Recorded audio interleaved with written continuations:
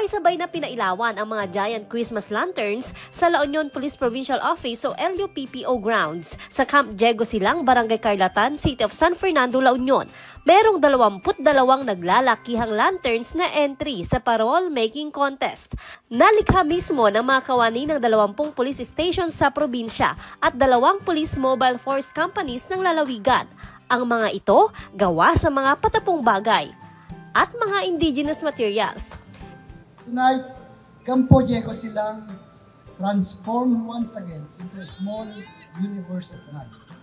Isang tahanan na nagliliwanag hindi lamang dahil sa dekorasyon, kundi dahil sa pag-asa at pagkakaisa dala ng ating tradisyon. The parole, our iconic lantern, has long been a symbol of Filipino spirit. Kita ang pagkamalikhain ng mga kapulisan sa kanilang obra dahil sa kanilang artistry ng mga kombinasyon ng mga materyales para lalong maging kaakit-akit ang mga giant parol.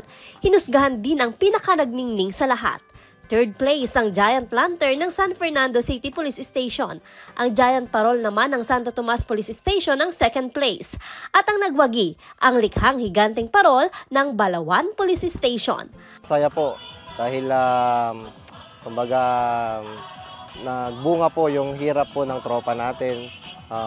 Pero this is unexpected dahil alam po naman natin marami po tayong entries. So yung parol po namin symbolizes 3 M po, which is the material. Unang-una material, pangalawa po is yung meaning po.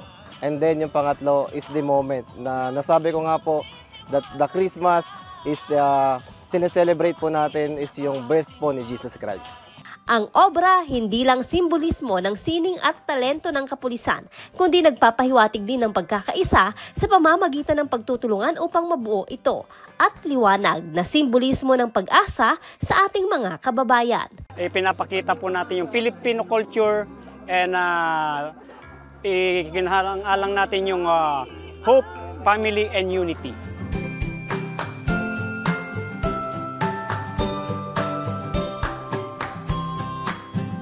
Joanne Punsoy, Balitang Solid North.